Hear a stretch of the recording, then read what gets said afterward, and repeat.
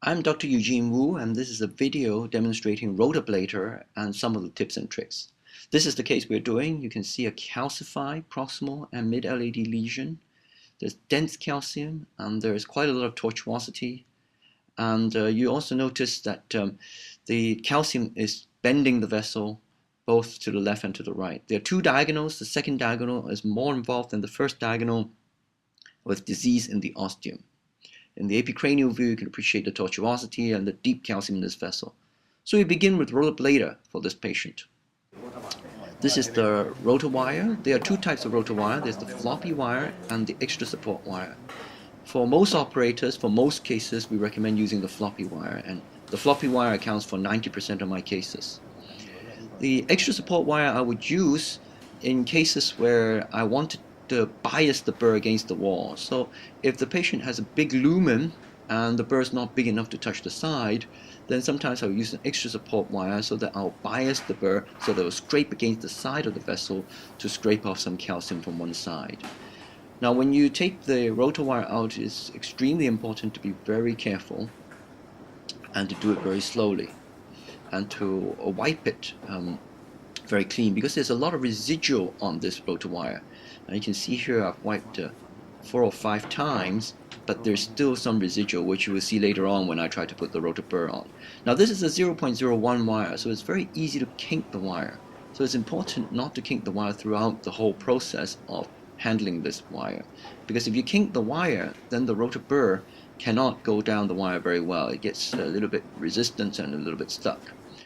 If you do kink the wire, as in this case, and this is another video which I demonstrate the kinking of the wire, then you should try to exchange the wire out rather than to use the rotor burr over a kinked wire. Of course, this is kinked at the tail end, so you might get away with it, but usually it's better to exchange it out. So this is a video demonstrating the way to exchange it out. Because the rotor wire is a long wire, you can just put a microcatheter over it.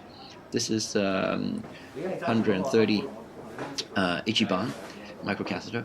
And with 2 operators, one holding the end of the rotor wire, the other under fluoroscopic guidance, you can put this microcatheter down into the vessel and pass the lesion towards where the end of the rotor wire is, and then just take the rotor wire out and exchange a new wire. And then you can do the same by backing the microcatheter out. You can take the microcatheter out. Now this is the rotor burr. It's important to note that the rotor burr has a connecting end, which you can see on this end. And when you take the cap off the tip of the rotor burr, it's important not to pull it straight out like I'm doing here, okay? Because if you do that, you'll notice that the connecting end has disappeared into the rotablator. Now this is not a disaster if you end up doing this, because you can actually push the rotablator connecting part back out.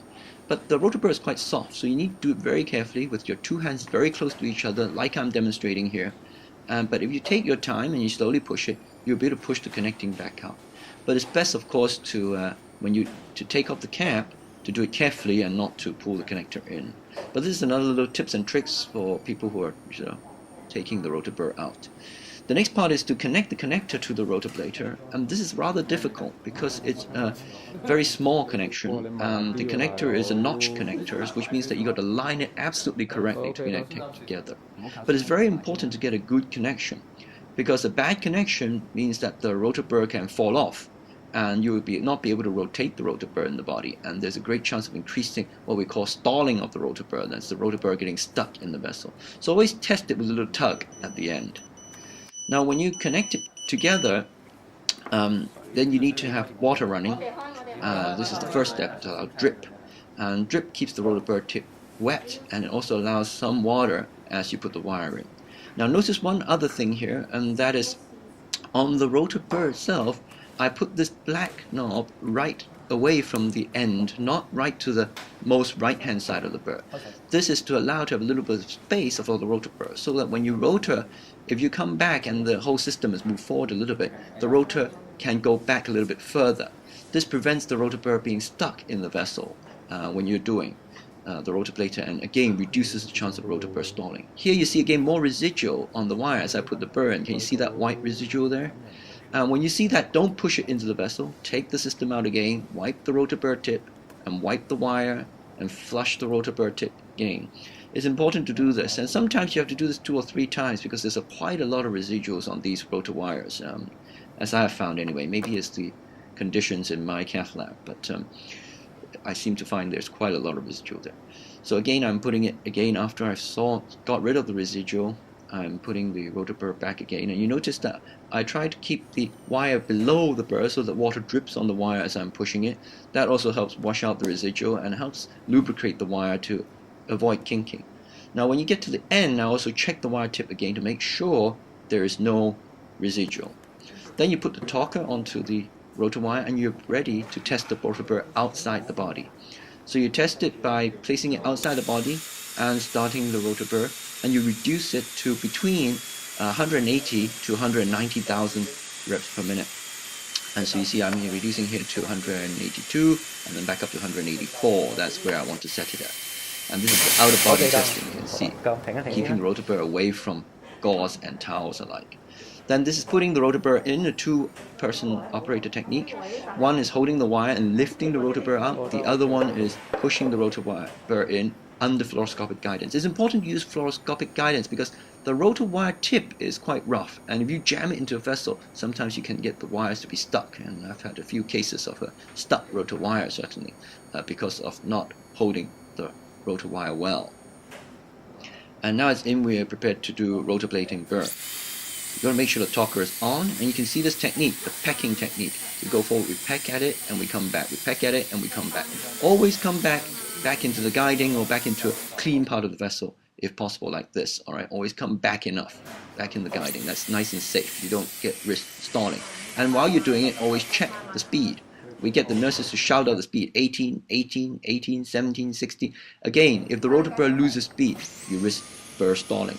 You switch it then to Dynaglide, and now you're Dynagliding out. You got to remember to press the little black button on the side of the rotor burr as you Dynaglide out. That releases the wire so that you can Dynaglide. And again, one person watching the fluoroscopy, pressing on the Dynaglide, opening the O-ring, the other person gradually backing the rotablator over the wire. And I don't stop the Dynaglide, I just keep it going all the way until I get the wire out, because I know it makes a lot of noise, but stopping it and starting it produces more resistance between the rotablator and the wire, and it's not really helpful. So now we got the rotablator out of the vessel, and I'll show you the angiographic results of this patient, which is fantastic. As you can see here, we've opened up all the vessel beautifully.